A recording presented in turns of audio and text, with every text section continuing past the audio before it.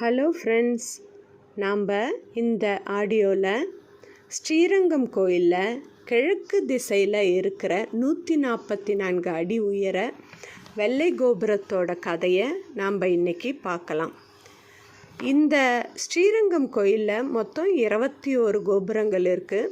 அதில் 20 கோபுரங்கள் நல்லா கலராக வண்ணம் தீட்டப்பட்டு கலர்ஃபுல்லாக இருக்கும். ஆனால் கிழக்கு திசையில் இருக்கிற ஒரு கோபுரம் மட்டும் எந்த வண்ணமும் தீட்டப்படாமல் வெறும் வெள்ளை வண்ணம் தீட்டப்பட்டு வெள்ளையாகவே இருக்கும்.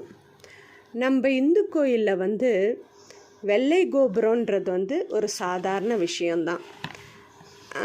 ராமேஸ்வரம் கோயில், திருச்செந்தூர் கோயில், திருவண்ணாமலை கோவில், காஞ்சி ஏகாம்பரேஸ்வரர் கோயில், காலாஸ்திரி கோயில், இந்த மாதிரி நிறைய கோயிலுங்களில் நாம் வெள்ளை கலரில் கோபுரங்களை பார்க்கலாம்.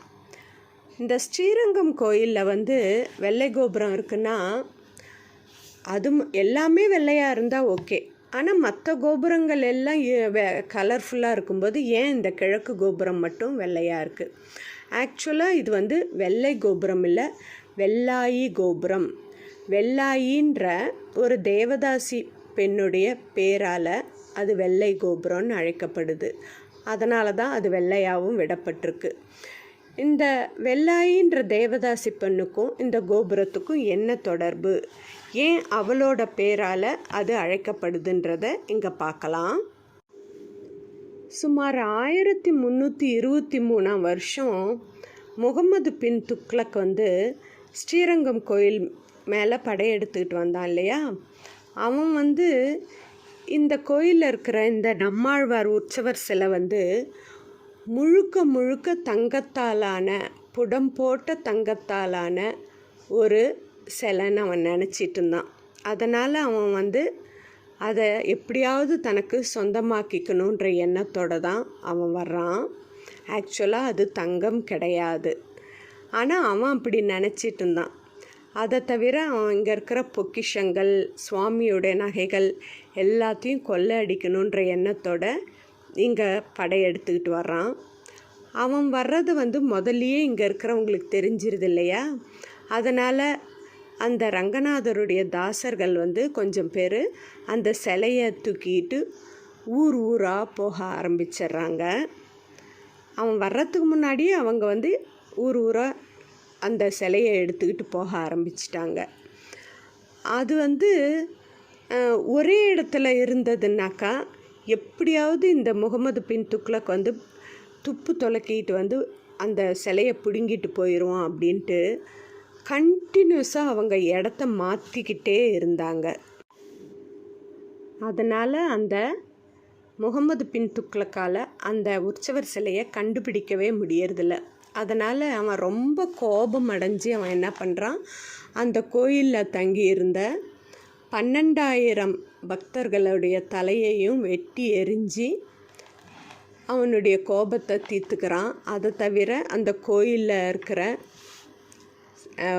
சிலைகளுடைய மற்ற உபசிலைகளுடைய சிலைகளை எல்லாம் சேதப்படுத்துகிறான், கோபுரங்களை எல்லாம் சிதைக்கிறான். அவனால் எவ்வளோ அக்கிரமம் பண்ண முடியுமோ பண்ணிவிட்டு, சரி எதுவுமே கிடைக்கல, நாம் அடுத்த டார்கெட்டை நோக்கி நகரலான்னு அவனுடைய பெரும்படையோட அடுத்த டார்கெட்டை நோக்கி நகர ஆரம்பிக்கிறான். போகிறவன் சும்மா போகிறதில்ல.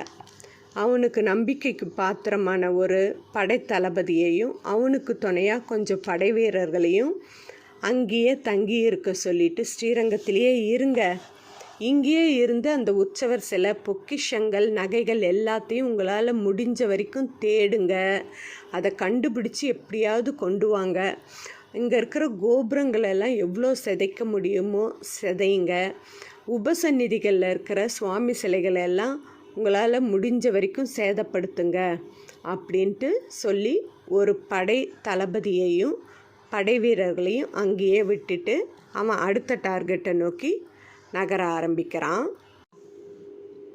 அந்த படைத்தளபதியும் அந்த படை வீரர்களும் ஸ்ரீரங்கம் பூரா அந்த உற்சவர் சிலையை பொக்கிஷங்களை சல்லடை போட்டு தேடுறாங்க.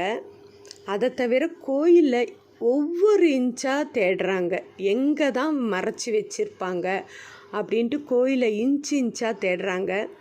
எங்கேயுமே அவங்களால எதையுமே கண்டுபிடிக்க முடியறதில்ல. அதனால் அவங்க வந்து அங்கே இருக்கிற மக்களுக்கு இவ்வளோதான் தொந்தரவு கொடுத்தாங்கன்னு எல்லையே இல்லை. எவ்வளோ அவங்களால மேக்சிமம் தொந்தரவு தர முடியுமோ அவ்வளோ அவங்கள வந்து தொந்தரவுப்படுத்தினாங்க, அட்டூழியம் பண்ணாங்க. அதுக்காக அவங்க வந்து எங்கே தங்கியிருந்தாங்கன்னா, அந்த ஸ்ரீரங்கம் கோயில் மூலவர் சந்நிதிக்கு முன்னாடியே அவங்க வந்து தங்கியிருந்தாங்க. ரொம்ப காலம் தங்கியிருந்தாங்க. அங்கேயே மது குடிக்கிறது, அசைவம் சாப்பிட்றது, நாம் சாமியாக நினைக்கிற நிறைய விலங்குகளை கொன்று அதை வந்து அங்கேயே சமைச்சு சாப்பிட்றது அப்படின்ட்டு நிறைய அட்டூழியம் பண்ணுறாங்க. அது வந்து அங்கே அந்த ஸ்ரீரங்கத்தில் இருந்த ஜனங்களுக்கு வந்து சுத்தமாக அவங்களுடைய நடவடிக்கை பிடிக்கிறதே இல்லை. ஆனால் அவங்கள எப்படி விரட்டுறதுன்றதும் அவங்களுக்கு தெரியறதில்ல. ஏன்னா அந்த படை வீரர்கள் வந்து அவ்வளோ முரடர்களாக இருக்கிறாங்க. அவங்க பயிற்சி பெற்றவர்களாக இருக்காங்க. அவங்கக்கிட்ட ஆயுதங்கள் இருக்குது. அவங்கள வந்து இந்த ஸ்ரீரங்கத்தில் இருக்கிற ஜனங்களால் அவங்கள எதிர்க்கவே முடியறதில்ல. இதுக்கு என்னதான் தீர்வு அப்படின்ட்டு ஜனங்க வந்து ரொம்ப மனக்கவலையில் இருக்காங்க. அந்த சமயத்தில் தான் அந்த ஸ்ரீரங்கம் கோயிலில் வெள்ளாயி அப்படின்ற ஒரு தேவதாசி பெண் இருக்கிறா. அவள் வந்து இப்போ ஆப்ரேஷன் சிந்தூர் மாதிரி அவள் ஒரு ஆப்ரேஷனை வந்து மனசுக்குள்ளே நினச்சிக்கிறா. எப்படியாவது இந்த தளபதியை வந்து ஒன்று கொன்னுடணும் அல்லது இந்த கோயிலை விட்டு துரத்திடணும், இது வந்து நாம் செய்கிறது கடமை அப்படின்ட்டு அவள் ஒரு முடிவோட ஒரு விஷயத்தில் இறங்குறா. அவள் வந்து என்ன பண்ணுறான்னா, இந்த தளபதியை கவர் பண்ணி நாட்டியம் ஆட ஆரம்பிக்கிறா. அவங்க நாட்டியத்தில் இந்த தளபதி அப்படியே சொக்கி போயிடுறான். கொஞ்சம் கொஞ்சமாக அவனுக்கு பிடிச்ச மாதிரியெல்லாம் நாட்டியம் ஆடி அவனை மெல்ல மெல்ல தன்னுடைய கண்ட்ரோலுக்கு கொண்டு வந்துடுறா. அவளை வந்து அவன் முழுசாக நம்புகிற மாதிரி ஒரு தோற்றத்தை ஏற்படுத்திடுறா. அவனை தன்னுடைய வலையில் வந்து ஒரு வழியாக விழ வச்சிட்றா. அதுக்கப்புறம் என்ன பண்ணுறா, அவள் ஒரு நாள் அந்த தளபதியை வந்து தனியாக சந்தித்து இந்த கோயிலில் இருந்த உற்சவர் சிலை, பொக்கிஷம், நகைகளெல்லாம் எங்கே இருக்குன்னு எனக்கு தெரியும், அதை இப்போ உனக்கு சொல்லலான்னு நான் நினைக்கிறேன் அப்படின்ற. அந்த தளபதி வந்து அவ்வளோ எக்ஸைட் ஆகிடுறான். எங்கே சொல்லு அப்படின்ட்டு கேட்கும்போது, அந்த கிழக்கு திசையில் இருக்கு இல்லையா ஒரு கோபுரம், அதனுடைய உச்சியில் தான் அதை வந்து மறைச்சி வச்சுருக்காங்க. நீ என் கூட வந்தேன்னா உனக்கு மட்டும் நான் அதை காட்டுறேன் அப்படின்ட்டு அந்த தேவதாசி பெண்ணு சொல்கிறா. உடனே 2 பேரும் அந்த கோபுரத்தில் ஏறி அதனுடைய உச்சிக்கு போகிறாங்க. அங்கே போனவுடனே அந்த தளபதி, ஆஹா எவ்வளோ அழகான இடம், இதில் வந்து எங்கே அந்த பொக்கிஷத்தை எல்லாம் மறைச்சி வச்சுருக்காங்க, சிலையை மறைச்சி வச்சுருக்காங்க, காட்டு. ஆனால் நீ வந்து அதில் எவ்வளோ நகை வேணுமோ நீ எடுத்துக்கோ, மிச்சத்தை எனக்கு கொடு போகிறோம் அப்படிங்கிறான். அவ்வளோ அவகிட்ட கிறங்கி போயிருக்கிறான் அவன். ஆனால் அவன் என்ன பண்ணுறான்னாக்கா, ஒரு கரெக்டான சமயத்தில் ஒரு குறிப்பிட்ட இடத்துலேருந்து அவனை வந்து மேலேருந்து கீழே தள்ளி விட்டுறா. அவன் கீழே விழுந்து அந்த தளபதி இறந்து போனவுடனே அந்த படை வீரர்கள் எல்லாம் தன்னுடைய தளபதி இறந்ததை பார்த்துட்டு அந்த தேவதாசி பெண்ணை பிடிக்கிறதுக்காக கோபுரத்து மேலே ஏற ஆரம்பிக்கிறாங்க. அவளை பிடிச்சி அவளுக்கு தக்க தண்டனை தரணும் அப்படின்ட்டு அவங்கெல்லாம் வெறியோடு மேலே ஏறி வர்றதை பார்த்துட்டு, அவங்க கையில் சிக்கி நம்ம சின்னாபண்ணப்பட்டு சாகக்கூடாது, நம்மளை வந்து நாம்ளே மாச்சிக்கணும் அப்படின்ட்டு ரங்கநாதான்னு கத்திக்கிட்டே அவளும் அந்த மேலே கோபுரத்துலேருந்து கீழே குதித்து அவளும் இறந்துடுறா. அவளுடைய நினைவை வந்து அந்த கோபுரத்தை வந்து எல்லா ஜனங்களும் பார்க்க ஆரம்பிச்சிட்றாங்க. தங்களால் முடியாத ஒன்று அந்த தேவதாசி பொண்ணு நடத்தி காமிச்சதை நினச்சி அவங்க வந்து அவளை வந்து அப்படி கொண்டாடுறாங்க. அந்த பெண்ணுடைய உடலுக்கு வந்து ரங்கநாதருக்கு நிவேதனம் பண்ணுறதுக்கு சமைப்பதற்கு அந்த மடப்பள்ளியில் வச்சுருந்த விறகுகளை எடுத்து அவளுடைய உடலுக்கு தீ மூட்டுறாங்க. வாய்க்கரிசியாக கூட நிவேதனம் சமைக்கிறதுக்காக வச்சுருந்த அரிசியை எடுத்து அவங்களுக்கு வாய்க்கரிசியாக போடுறாங்க.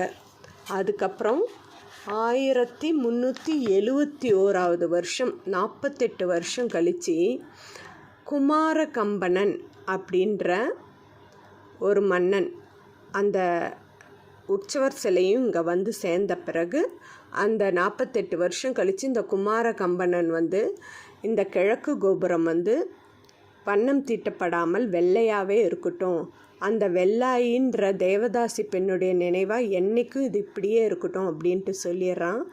அன்னையிலேருந்து இன்னைக்கு வரைக்கும் அந்த கோபுரம் வெள்ளையாகவே இருக்குது. வெண்மை நிறமான அந்த கோபுரம் வந்து வெள்ளாயி கோபுரம். இந்த ஸ்ரீரங்கம் கோயிலில் வந்து இது ஒரு கோயிலே கிடையாது, இது ஒரு தனி உலகம். இங்கே வந்து சுவாமிக்கு வந்து செருப்பு அணிவிப்பாங்க. அந்த செருப்பு வந்து ஒரே இடத்துல 2 செருப்பையும் பண்ணுறது கிடையாது. 2 வேறு இடத்துல வேறு செருப்பு தைப்பவர்கள் தான் அந்த செருப்பு தைப்பாங்க. ஆனால் 2ஐயும் சேர்த்து வச்சு பார்க்கும்போது 2ம் ஒரே மாதிரி இருக்கும். அதை வந்து அந்த ரங்கநாதருக்கு அணிவிப்பாங்க. அது வந்து நாள்பட தேஞ்சிக்கிட்டே வரும். அதை வந்து முழுசாக தேஞ்ச பிறகு புதுசாக இன்னொரு ஜோடி செருப்பை செய்வாங்க. இங்கே வந்து பெரிய பெரிய நெற்குதிர்கள் இருக்குது. அந்த நெற்குதிர்களுடைய அதிசயம் என்னென்னா, எவ்வளவு நெல் கொட்டினாலும் அது உள்வாங்கிக்கிட்டே இருக்கும். எவ்வளோ கொட்டினாலும் அதை வந்து உள்வாங்கிக்கிட்டே இருக்கும். அவ்வளோ பெரிய நெல் குதிர்கள் அது. அதை தவிர இந்த கோயிலில் இருக்கிற கொடிமரம் வந்து எல்லா கோயில்லையும் கொடிமரம்ன்றது மரத்தால் ஆனது. ஆனால் இந்த ரங்கநாதர் கோயிலில் இருக்கிற கொடிமரம் மட்டும் கல்லால் ஆனது. ஃப்ரெண்ட்ஸ், அடுத்த தடவை இந்த ஸ்ரீரங்கம் கோயிலுக்கு போகும்போது தங்க ரங்க விமானம், மூலவர் சிலைக்கிட்ட மூலஸ்தானத்தில் இருக்கிற 2 உற்சவர் சிலைகள், கல்லாலான கொடிமரம், தேய்ந்த பாதுகைகள், எவ்வளவு கொட்டினாலும் உள்வாங்கிக்கிற நெற்குதிர்கள், 144 அடி உயர வெள்ளாயி வெள்ளை கோபுரம், 7 நாச்சியார்கள், அதுலேயும் முக்கியமாக துலுக்க நாச்சியார் சன்னதி, 1000 ஆண்டுகள் பழமையான ராமானுஜரின் பூத உடல், எல்லாத்தையும் மறக்காமல் பார்த்துட்டு வாங்க ஃப்ரெண்ட்ஸ். ஓம் நமோ நாராயணா.